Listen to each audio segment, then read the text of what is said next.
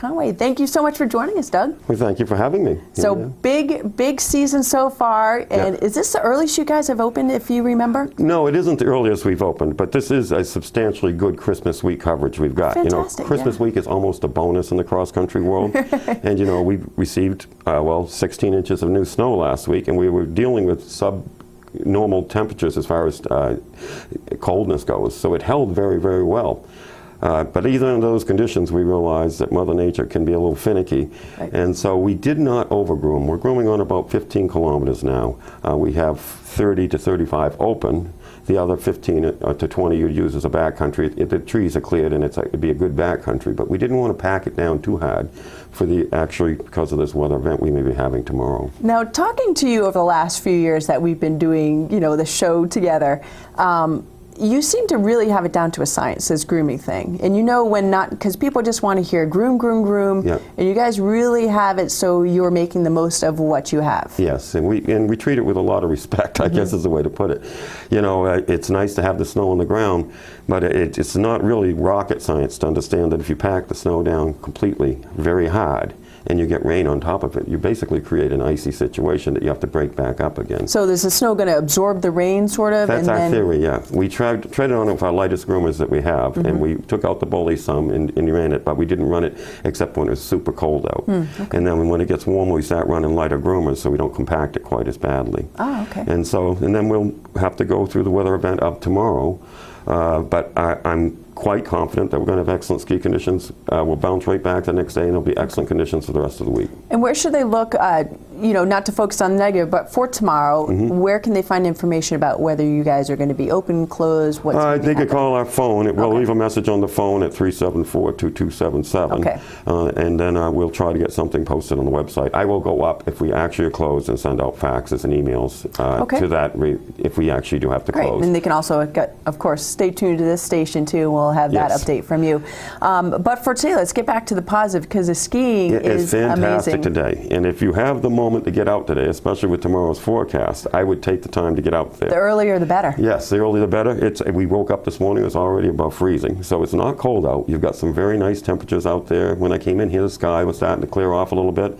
It looks like it's going to be a great day. The conditions on the 15K we got groomed are fantastic. Now, where would you go?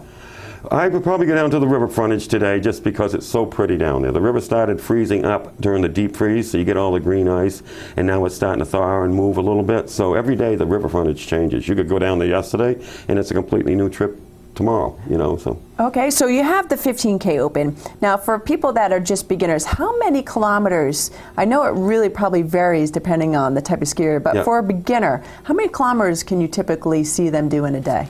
Even for a beginner, I would say the average beginner will go out 45 minutes, take a break, maybe go out for another 45 minutes. During that, they may not accumulate any more than 5 kilometers. Okay, so probably quite 2.5 kilometers there.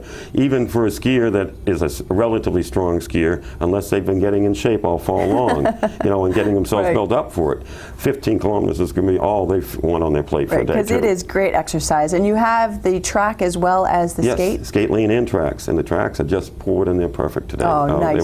When I left, they're just like the first person that goes on was like, going to love it. You're like in your rear view mirror, like, I really don't want to be doing this. I'd rather be doing that. Oh yeah.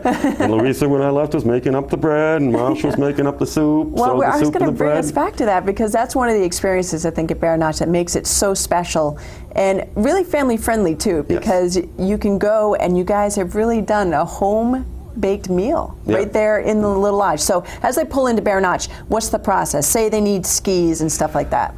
When you first pull in, you're probably going to wonder if you're in the right place, but but you're going to see an old farmhouse and a red building out back. The red building out back is what we call the warming station. That's where you'll find your soups, your breads, and your place to take a break, candy and light drinks and things like that. Out front, the white building you'll see is the rental space there. So if you're requiring rentals, you would stop in there, and you'd run into Louisa, and she'd take the time to fit you into the boots, make sure you get a really nice fit, because unless you've got a comfortable foot, you're not going to have a good day skiing. Right.